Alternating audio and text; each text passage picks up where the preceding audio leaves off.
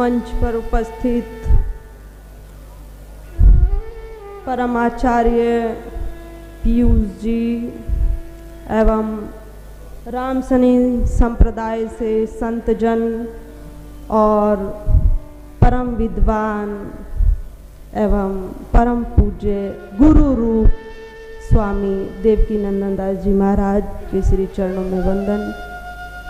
आप सबके विश्व बंधु प्रिय माताओं, आप सबके हृदय में विराजमान श्री ठाकुर जी को नमन। आज गीता जयंती महोत्सव जो चल रहा है उसकी पूर्ण आहुति गीता जयंती महोत्सव में आप सब सम्मिलित हुए और एक गीता भवन में जो हमारा अपना अनुभव है, ज़्यादा बड़ा अनुभव तो हमारा अपना नहीं है, परंतु ये गीता भवन का एक मंच ऐसा देखा है कि विभिन्न राज्यों से परम विद्वान जगत गुरु इस मंच पर आते। इस प्रकार की विशेषता अन्य मंच पर हमने कहीं नहीं देखी। विभिन्न राज्यों से परम विद्वान संत जन आकर अपने हृदय के भावों को आप सबके मध्य प्रस्तुत करते हैं। गीता भवन के इस मंच को हमारा नमन है। परम सौभाग्य हमारा अपना भी है कि जैसे पिता के पास पुत्र बैठकर सीखता है ना, तो जब भी परम आचार्य रामसनी संप्रदाय से संत जन जगत गुरु अन्य पूज्यपाद गुरु रूप सब बैठे होते हैं और हम भी बैठे होते हैं, तो परम आनंद की अनुभूति होती है। बहुत अच्छा लगता है। एक पिता के पास पुत्र बैठकर सीख रहा है, इस प्रकार की अनुभूति होती। तो ये मंच विभिन्नता में एकता का प्रतीक है, इसलिए इस मंच को नमन है।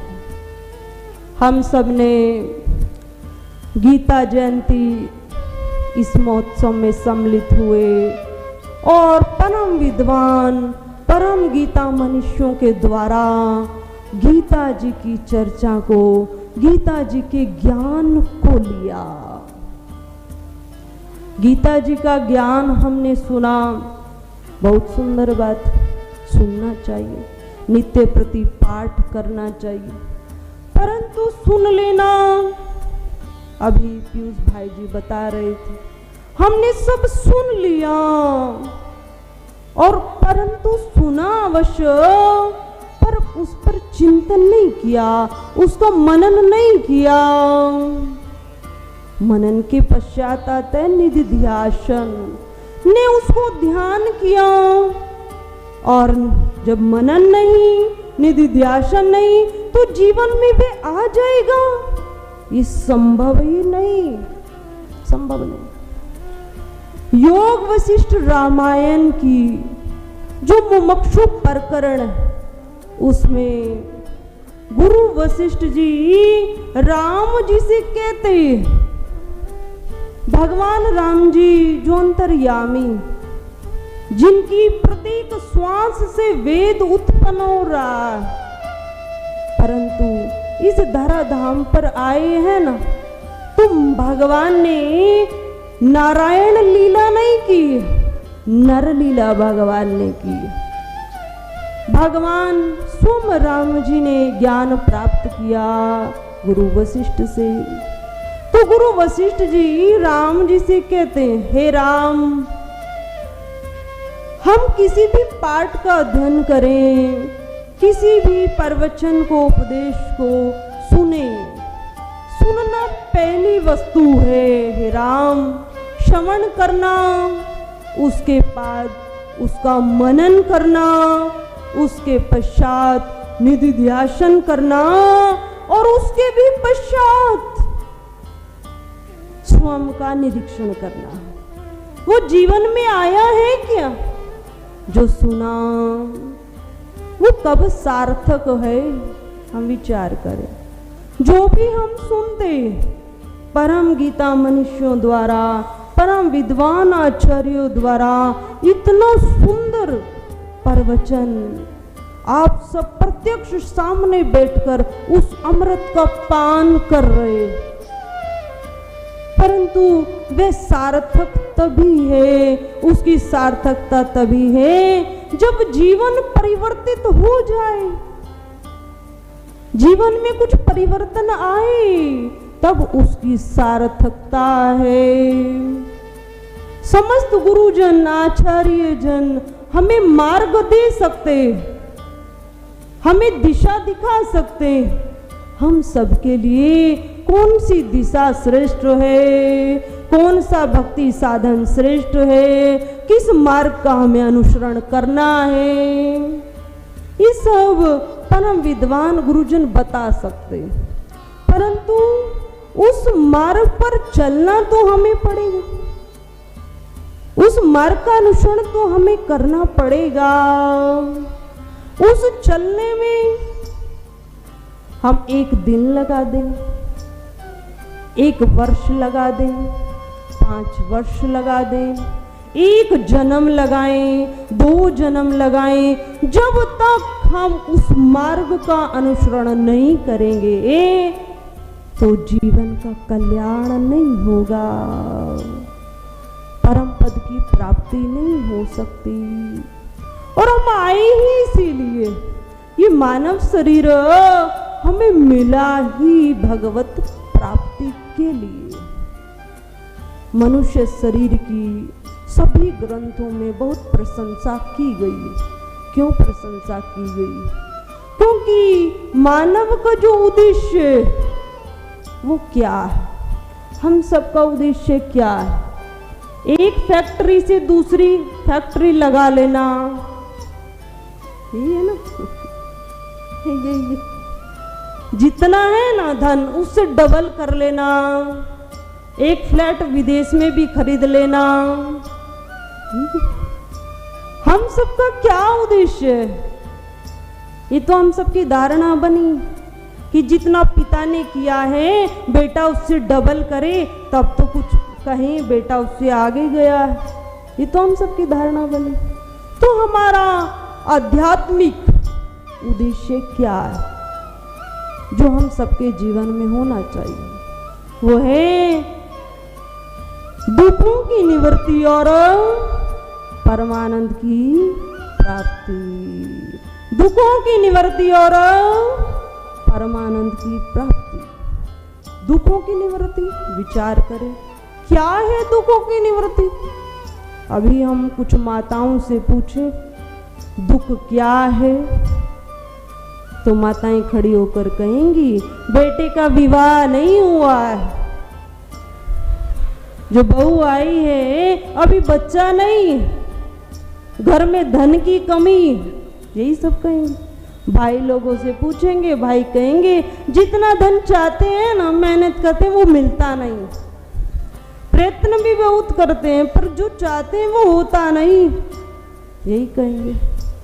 तो हमने इन जीवन की समस्याओं को दुख मान लिया है, ये दुख नहीं, प्रारब्ध के अनुसार जो हमारे भाग्य में है वो हमें प्रयत्न करने पर अवश्य मिल जाएगा, परंतु जो प्रारब्ध में ही नहीं, और हमारा आज का कर्म भी इतना मजबूत, इतना स्ट्रॉन्ग नहीं, तो वस्तु मिलेगी नहीं, जीवन में उस वस्तु का अभाव ही रहेगा।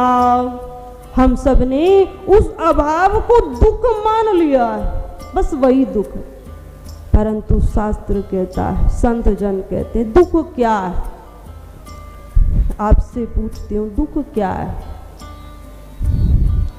पुनरपि मरणम और पुनरपि जननम, बार बार संसार में आना और बार बार इस संसार से जाना। पुनरपि मरणम और पुनरपि जननम, इसको सबसे बड़ा दुख कहा गया। बार बार गर्भ की उस नरक कूप में आना और बार बार मृत्यु को प्राप्त हो जाना, यही सबसे बड़ा दुख है। और परमानंद की प्राप्ति। इसी दुख को, इस आवागमन के चक्र को हमें समाप्त करना, इसी हेतु हमें ये मानव शरीर मिला है, इसी हेतु मिला है। और परमानंद की प्राप्ति, मानव शरीर पाकर यदि जीवन में धर्म नहीं है, परोपकार नहीं, तो फिर जीवन तो पशु के समान, परमानंद की प्राप्ति कैसी हो सकती।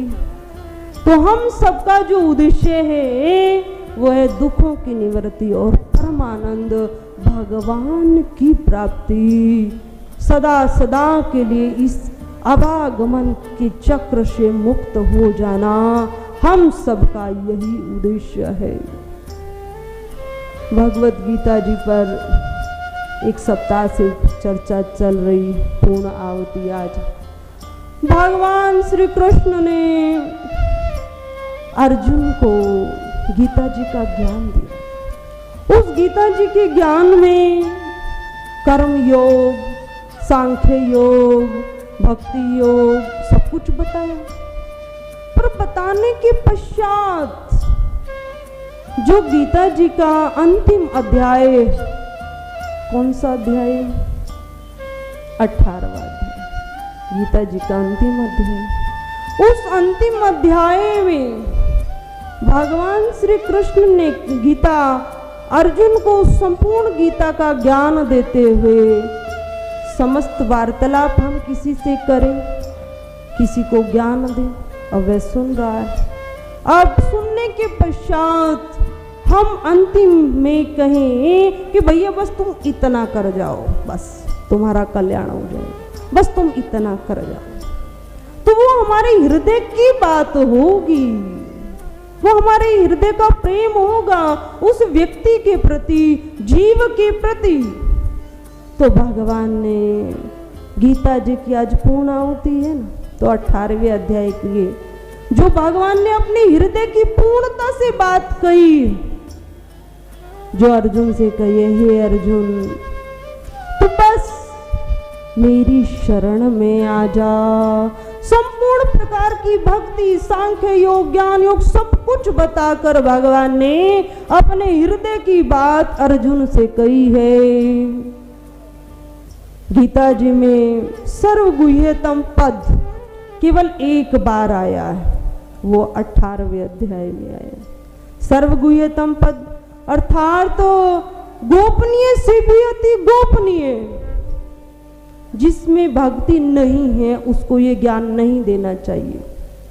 इतना गोपनीय ज्ञान, इतना गूढ़ रहस्य भगवान ने अपने श्री मुख से अर्जुन को कह दिया। हे अर्जुन, सर्वगुह्यतम ज्ञान देते हुए अर्जुन से कहा, हे अर्जुन तो संपूर्ण धर्मों का त्याग मुझ में करके मुझ परमेश्वर सर्वाधार की शरण में आ जा। सर्वधर्मान परित्यज्य मामेकं शरणं व्रज।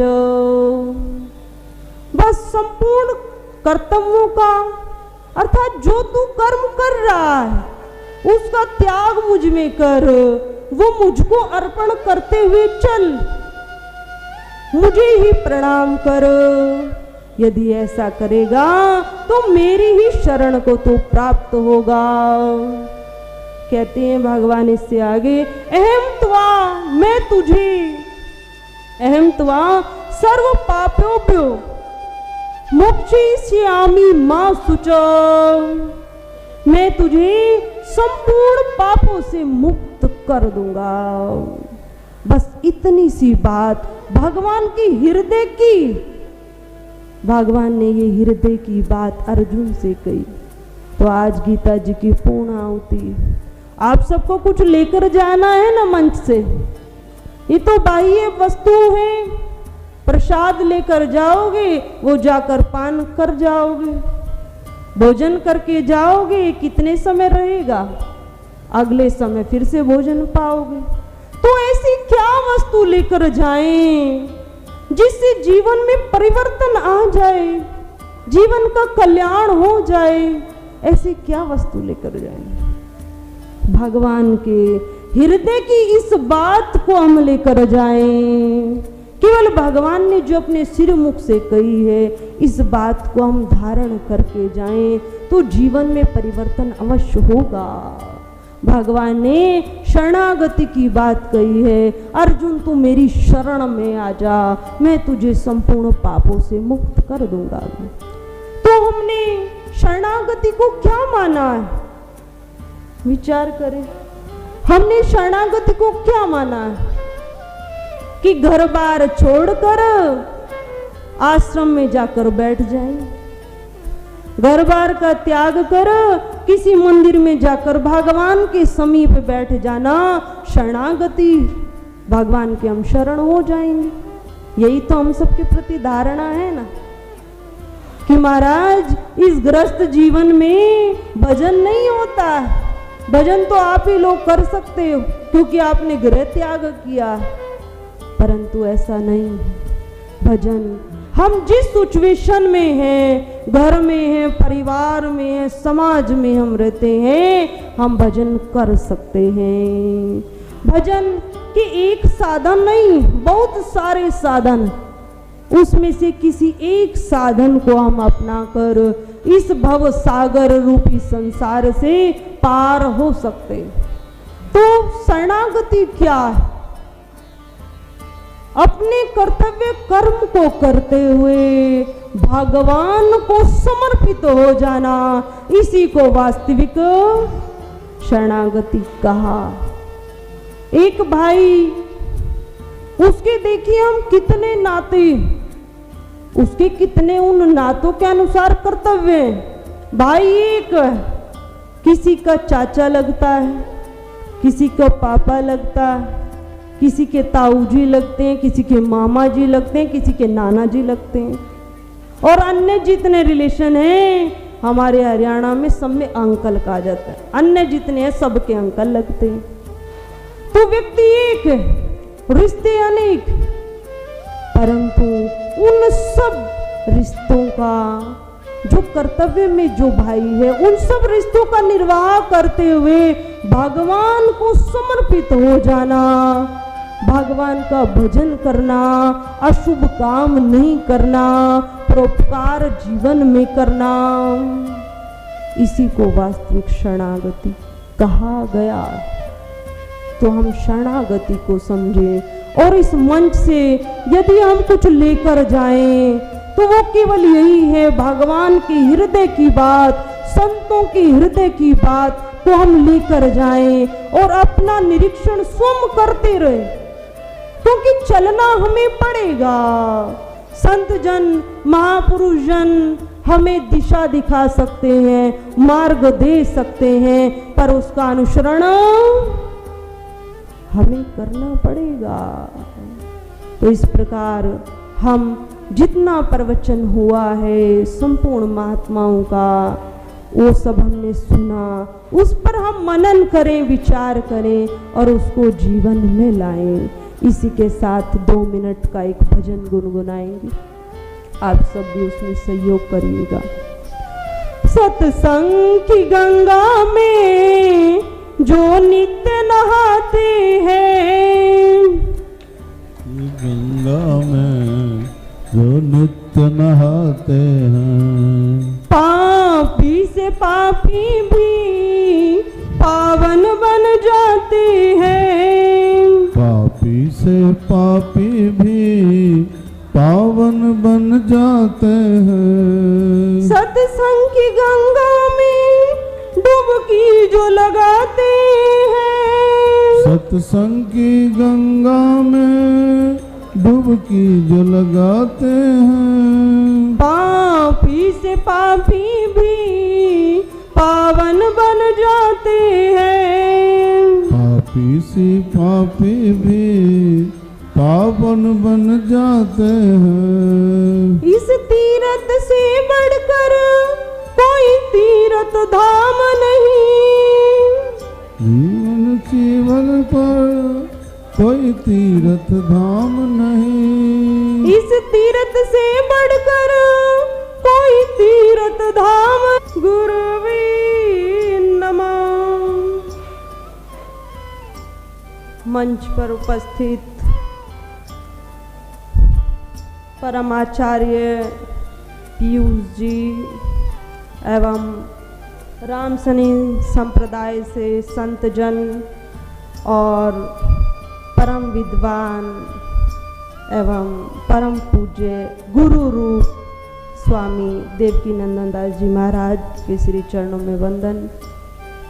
आप सबके विश्व बंधु प्रिय माताओं, आप सबके हृदय में विराजमान श्री ठाकुर जी को नमन। आज गीता जयंती महोत्सव जो चल रहा उसकी पूर्ण आहुति गीता जयंती महोत्सव में आप सब सम्मिलित हुए और एक गीता भवन में जो हमारा अपना अनुभव है, ज़्यादा बड़ा अनुभव तो हमारा अपना नहीं है, परंतु ये गीता भवन का एक मंच ऐसा देखा कि विभिन्न राज्यों से परम विद्वान जगत गुरु इस मंच पर आते। इस प्रकार की विशेषता अन्य मंच पर हमने कहीं नहीं देखी। विभिन्न राज्यों से परम विद्वान संत जन आकर अपने हृदय के भावों को आप सबके मध्य प्रस्तुत। परम पूज्य श्री साध्वी ब्रह्म ज्योति सरस्वती जी के प्रवचन प्राप्त करने हेतु दिव्य वाणी चैनल को सब्सक्राइब करें, वीडियो को शेयर करें और अपने परिजनों पर अवश्य भेजें।